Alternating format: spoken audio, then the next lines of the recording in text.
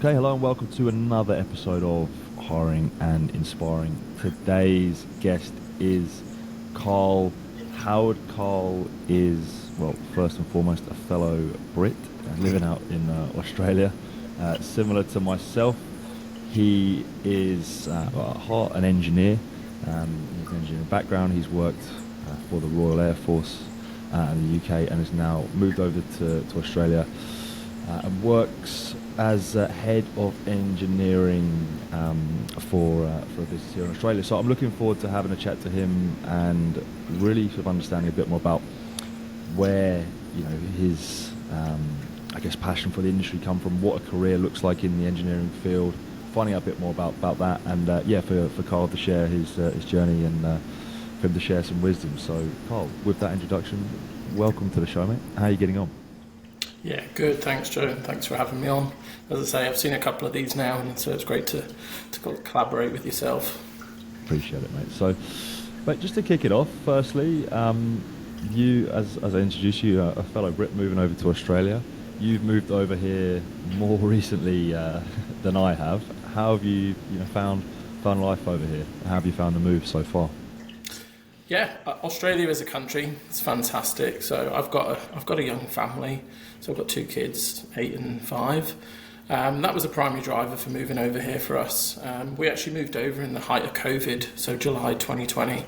Okay. And it's almost 3 years now. Yep. Don't regret the move. As I say, fantastic lifestyle for myself, my wife and the children. Yeah. How did you get over in July 2020? I thought the borders were all pretty locked down at that point. Yeah, they certainly were. So we'd validated a permanent residency the year before through my wife for a visa entry. So she's a clinical midwife manager. So yeah, we were very fortunate to have actually validated visas around 4 or 5 months before the borders closed. Did you have to come in and do the hotel quarantine for a week or so? Yeah. We had the joy of doing 2 weeks quarantine in Sydney. Seems like a long time ago now. Yeah. Different world, isn't it, back then? And you're up in Queensland now, is that right? Yeah, I am. Yeah, I live on the north of the Gold Coast. Yeah, it's a really beautiful spot here in Queensland. Can't complain with the weather and the beachfront lifestyle. Yeah. How have the kids found it? Like, obviously, different scenery for them. Initial transitions are always hard, especially coming in the other side of the world. We're fortunate enough that I do have some family here in north of Brisbane, but yeah, it was probably just that bedding in period. Coming to new schools, people speaking the same language but with a completely different accent. It's probably a big thing for the kids. But as I say, the Gold Coast has got so much to offer with the theme parks and the beach and things like that. So the kids have really embraced it. And they've not looked back. As they grow up a little bit, are they sort of becoming more Australianised, would you say? Definitely, especially the way they talk now. Obviously, my wife and I, we like to think we still have strong English accents. The children, not so much. They do speak with Australian accents now. That's right. I've always thought that's a bit, a funny one, because if you move, you sort of grew up as an English kid kind of thing, and then you move to Australia, and then you're maybe in 5 years or so they're kind of Australian. I don't know. It's a funny one. Anyway, let's get into it a little bit. So your current role. You work as head of engineering? Yeah, that's correct. For a business called Genesis Care, is that right? So yeah, just tell me a bit about, I guess, what that role entails, what sort of projects you work on, and I guess how you help people as well. Yeah, so Genesis Care is a business. It's a private oncology business. Really strong value proposition. It's got a turnkey solution. So for anybody that's going through a difficult time with a cancer diagnosis, Genesis Care offers everything from initial consult, nursing, simulation, to the cancer treatment itself, and then the follow-up. So, rather than darting in and out of different departments or different locations in the public system, our focus is really, as a business, is that patient-centric. My role as the head of engineering division for Australia, I look after a team of engineers. So I've got 5 state managers. So we're currently operating in Queensland, New South Wales, Victoria, SA and WA. And each one of their managers has their respective engineering team. Their function is to maintain all the linear accelerators. So that's the hardware that's actually delivering that radiation treatment to cancer patients. as well as CT scanners and ancillary imaging equipment as well. Yeah. So yeah, it's a big role, but it's something that I love. It's something that I'm very passionate about. Everybody, around the world probably can touch on somebody that's had cancer. So it's impacting their lives as well as the people themselves. So. Yeah, and then so the engineers, they're the ones sort of doing the maintenance and repairs of the equipment across the sites nationally across Australia, is that right? Yeah, so when I transitioned out of the military, I jumped into a field service role with one of our manufacturers of linear accelerators, and then kind of worked up through the management stream. So initially I came over to head up the Queensland engineering division, and then was successful in an application for the national role a year later. Yeah, cool. So the role now then, managing the team, the whole engineering field, I guess, by the sound of things. How much are you now doing pure sort of leadership management duties, responsibilities compared to actually doing the hands-on stuff? Yeah, it's a good question. So I don't touch the tools at all. Came off the tools as soon as you come into the national role. So it is pure leadership management of my team, as well as providing a steer to other senior managers. So there's an Australian leadership team which acts as a steer co for the business. So it's really important for me and other leaders to have a seat at that table, making strategic decisions collaboratively. I provide obviously a bit of a steer of installations, so new sites and services. So when Genesis Care's opening up a new centre, what sort of hardware are they putting in, what sort of resourcing needs to be provided, and then obviously we look at the repair and maintenance schedules for our existing footprint as well. Yeah, so it's much more of a strategic type role now, leading the direction of the team. Is there a little sort of hands-on coaching, like not one-on-one, if say someone had a personal problem, is there sort of that kind of leadership and management involved as well with the team, or is it more just that structured strategic side of things with the role? Yeah, so I have one-to-one sessions with all of my managers, as my direct reports. We catch up, and it's very much, myself, I class myself as a servant leader. My role is for them to be successful. If they're successful, I'm successful. And then one-to-ones, it's led by them. The topic, the agenda is always led by that individual. That could be professional or personal. Noting that I'll only have a certain capacity in the personal space, but it's always good to have that ear that I can lend to any one of my team members. With those one-on-ones, then I'm really interested in this. So, do you sort of have a structure, say how they go, or do you just sort of have a roll with the punches type approach to those meetings and just sort of see how they go? It's really interesting how you say that the other person, they sort of, that you want them to lead it a little bit with they discuss what they want to discuss. What is your sort of a general approach to one-on-ones is where I'm going with that question. Yeah, it's a good question. So what I tend to do is keep the cadence of the meetings very structured. Okay. So 2 weekly, and every 2 weeks we'll catch up for anywhere between 30 to 60 minutes, depending on what's been presented by one of my team beforehand. What I tend to focus on is what are the roadblocks that are currently stopping them from achieving what they want to in their roles. And as I say, that could be something in the wider business, i.e. they have a problem, or it could be with a commercial element or procurement or anything like that, or it could be, hey, how am I looking with professional development? What do I need to achieve to be successful in becoming a better people leader? So a bit of coaching and mentoring can be involved. As I say, what I definitely don't do is I don't use that time to sort of push my agenda back on the team. Instead, we hold a weekly management meeting, and that's where I'll call out the challenges from my role, as well as highlighting the successes of the team as well. I like to use more of a group forum for calling them things out. Interesting how you're leading on how to be a leader as well to those managers, the state managers in between. I was going to touch upon this a little bit later, but we've sort of already got onto it. That this whole topic of leadership and management is obviously something that I think me and you have connected with on the past. I know it's a topic you're very passionate about and super interested in. Where did that sort of come from? I guess how can you describe your sort of leadership journey, so to speak?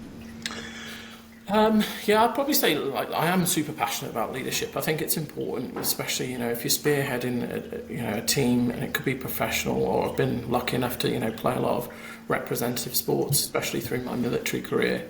It probably struck me when I was in my mid-20s. The Royal Air Force, I was very fortunate that they do provide some great training courses.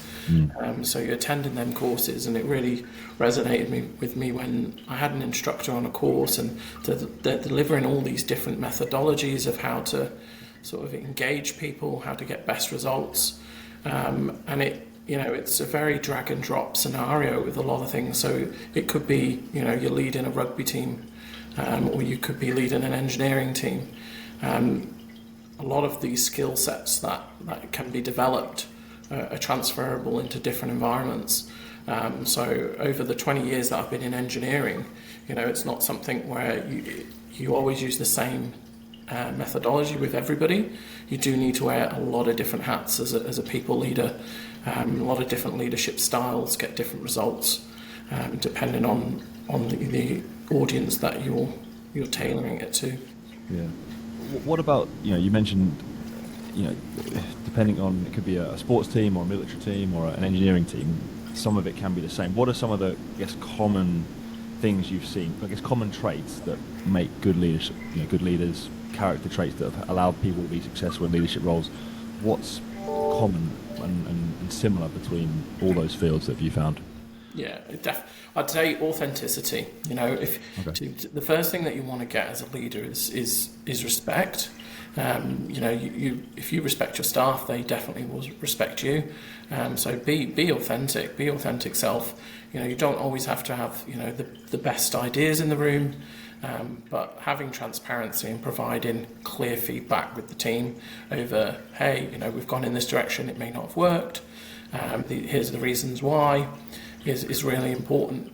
I'd say everything around trust. Trust engages a team, and then that develops into good culture. And once you've got a good culture in a team, and they start to bond, and you're all moving in the same direction, that's where the results, really great tangible results, will come thereafter. How do you build that trust? 'Cause that's something I always think about. It's so important. Whenever I think about teams that have worked well, from a leadership down to the more junior people, there is that trust between, that the leader trusts the person to do their job, and then they trust the leader that they'll show them the way. But it takes time. How does someone earn that trust, do you think? So for me, Joe, it's important that when you're coming into a new team, especially, so you can be the best leader, but good leadership requires good followership. So it's really important to get what I call your first follower. So somebody that you can connect with, somebody that's very aligned with what you want to do as a leader. Once you have a good first follower, that person is then essentially advocating for you as well. So maybe you're not in that call, or you're not presenting the direction. It's then that first follower that's saying, I believe that this is the correct way as well. Once you have one first follower, a second follower will come soon after, and then before you know it, you've got that buy-in from the team. So I think sometimes, as leaders, you do have to look for that low-hanging fruit. So if you are coming into a new environment, look to find something that's of benefit to the team, something that's frustrating them, a pain point that you can help with, and then, just like you say, it's engaging them. As you mentioned earlier, one-to-ones are really important. That's that time where you and that individual can understand their roles. Everybody has a different way of operating, so it's important that you don't just blanket all of the people in your team in the same manner. You do have to tailor your approach to get best results from everyone.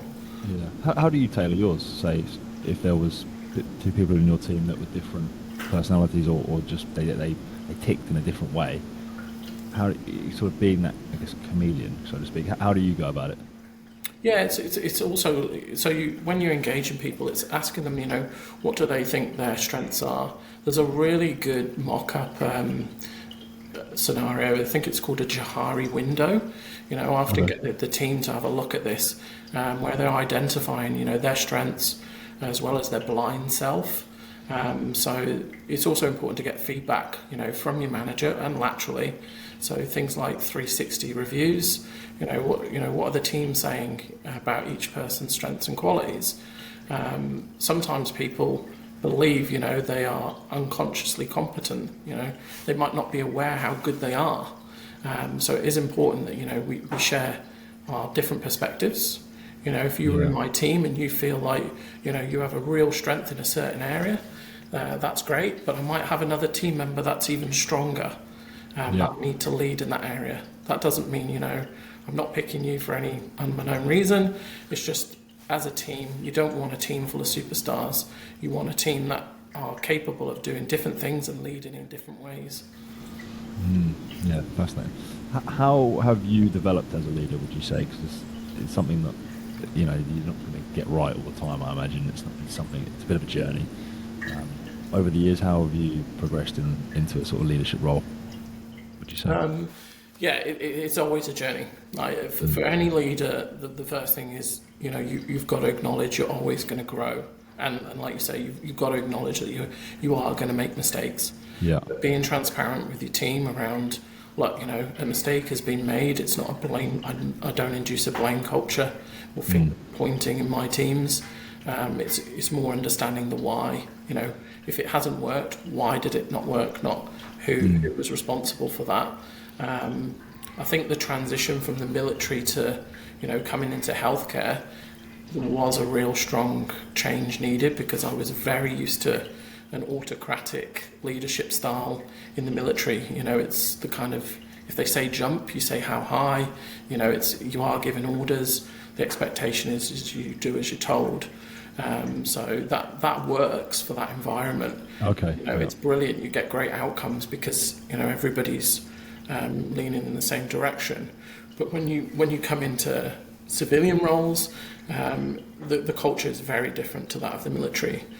So what I've found is I definitely feel a servant sort of transformational leadership is well suited, i.e. I'm here to support you to be successful.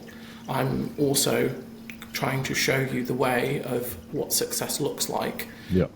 Happy to lead from the front, but equally I'd like you to take that step forward knowing I'm your safety net. Yeah. If you need a course correct, I'm there to support that.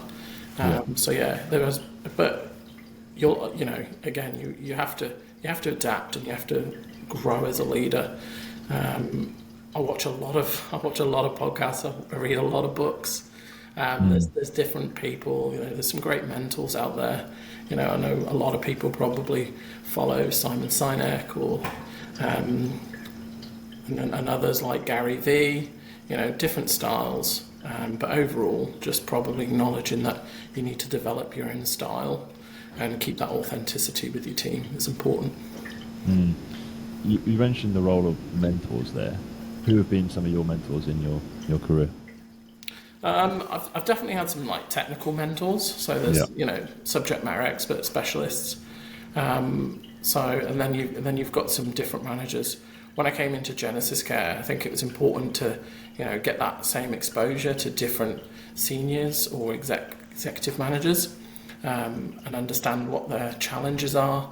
I think learning from people's experience is often invaluable. Them sharing, hey, I was involved in this situation, or even what would you do? Let's discuss.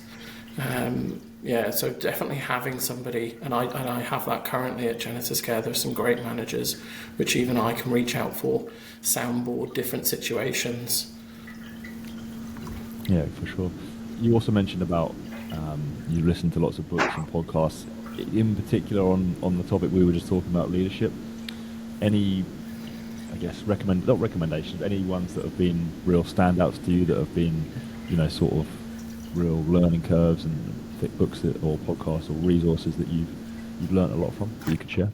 Yeah, I mean, I do like Simon Sinek's approach to a lot of things. I like Shadi Zarai as well. Brings a lot of skill sets, talking about how to be authentic, how to engage people. When you're in the room, the power of silence. I think one thing that I've often learned is we were born with one mouth and two ears. that says to me that listening is twice as important as speaking. So yeah, there's lots of invaluable stuff, especially on LinkedIn and other social media platforms. Little snippets. E-learning is huge now in the professional networks. These courses through LinkedIn that people can jump on, I think, are fantastic. Yeah, and that's something you're still investing in to this day. I guess you're still learning to be better and develop your craft as a leader, by the sound of things.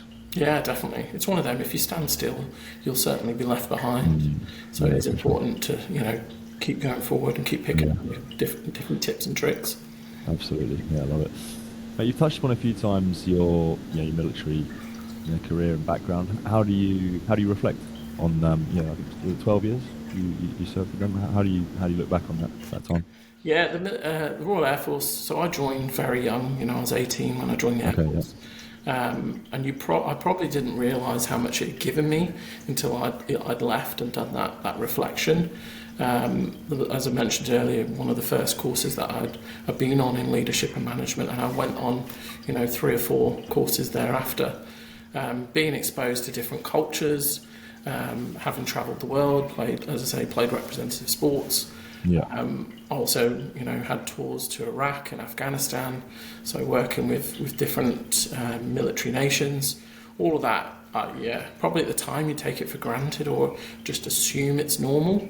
But when you come out, you realise how much that's given you and moulded you as a person, and some of the soft skills and disciplines that you learn are invaluable in any career pathway that you undertake.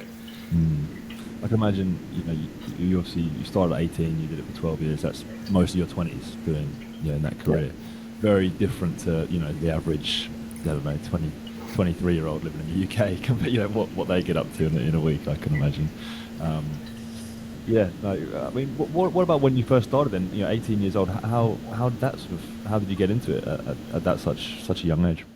Well, I came from a military background, so my brother was military, my father, his father before that, all in the military.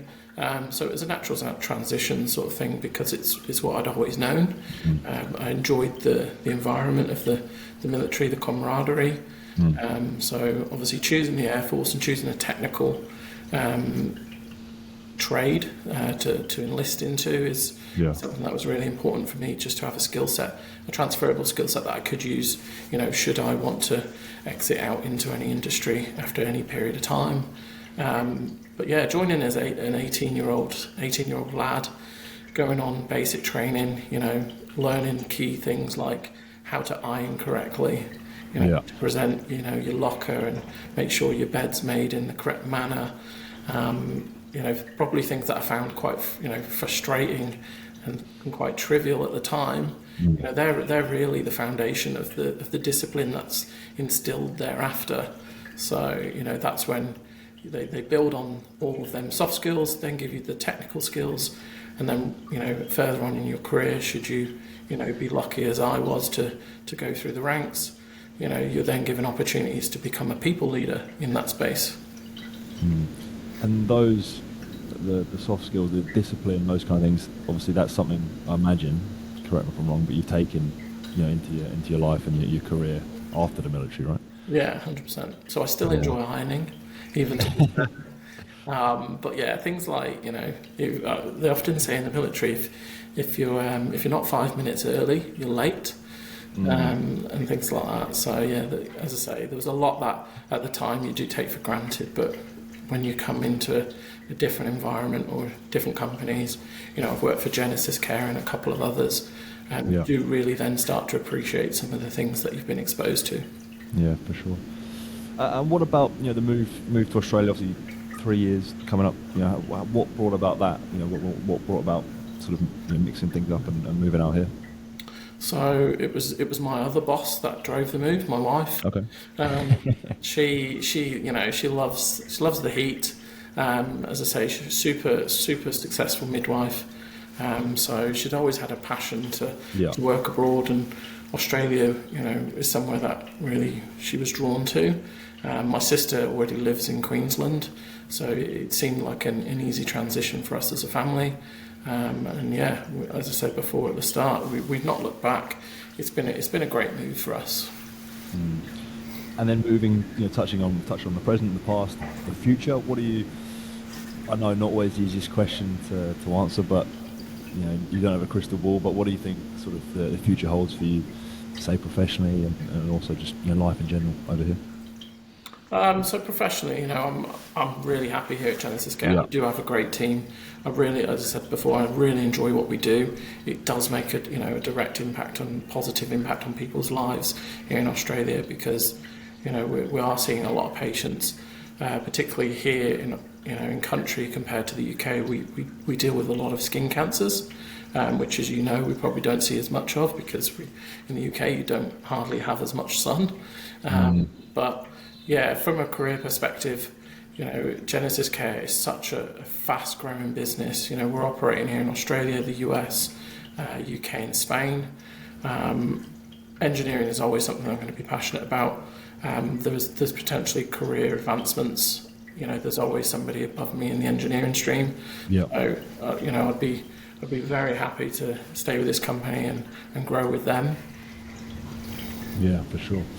And I want to just ask one more question back on the leadership piece. Yeah. It just sort of came to me. If it was more around your recommendations, so say there was someone who was kind of an aspiring leader, so to speak. They're maybe a bit younger, a bit more junior, a bit less experienced than say yourself, or maybe even saying this, what advice you'd give maybe to a younger version of you that was looking to improve or looking to just be a great leader. What would you say to that person? What advice would you give them? I'd say, be curious, ask questions. Okay. So before, you don't always have to get to the textbooks and read things. A lot of experiences come with having conversations, like we are today. So go and find, if you want to get that exposure, go and find a mentor. Ask somebody to mentor. It would be very complimentary to, if somebody approached me outside of my engineering team and said, hey, would you have any bandwidth that we could sit down and discuss, different leadership styles and your experience and your career pathway. That's probably the direction I'd give to anybody. There's obviously educational routes that people can invest in, which I think are very, very beneficial. Only now, since I've come back, come to Australia, have I gone back into education to complete an MBA, and that gives you, an abundance of different exposure points in business, from commercial and business acumen to different leadership styles again.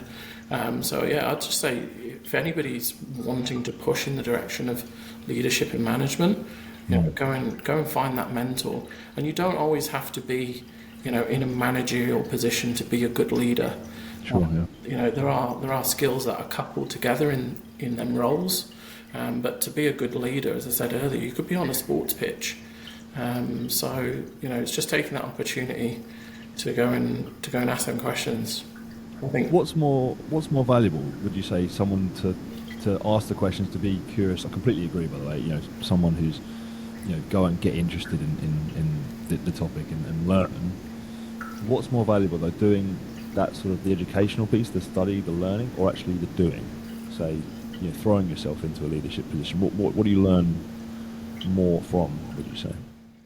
Yeah, I mean, it's the age-old story of, education versus the work experience. And that's not just for leadership, that's in a lot of different industries. People often talk about, going to university for 4 years versus somebody that's come into industry and actually has 4 years experience, but not that academic exposure. It's great to have both, but as I say, it's probably from an academic perspective, you definitely will learn that committed approach to studying, writing assignments. As much as people might think it's quite arduous, doing that pushes the research side more than, somebody that's not going down that route. There's a requirement for then that person to try and find as many avenues of support or information. So again, I don't think it's just a hard and fast rule that one's better than the other. I think, different people learn in different ways as well. And that's something that, a lot of leaders need to acknowledge. Some people are very visual. Some people are, very academic. So that goes back to, when you're delivering things to your teams, whether it be change management, some people might stand in front of everybody and present just a speech, and it may only resonate with 80% of the room because 20% might want to see slides, so that the penny drops that a little bit quicker.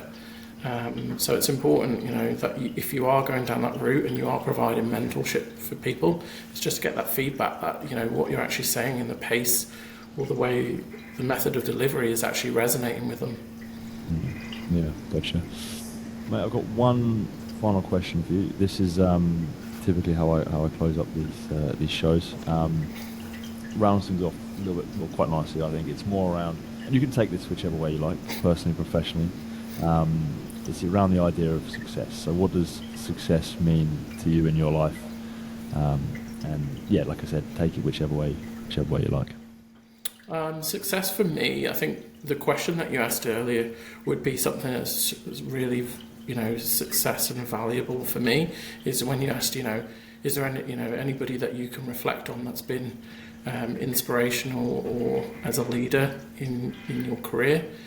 Success for me would be if people that I've, engaged through my career path, if their answer is, I had this manager, or I had this person that I went to for advice, his name was Karl, and he taught me this and things like that. As I say, touching on being a servant leader, it's about engaging people and being that support function to let them grow.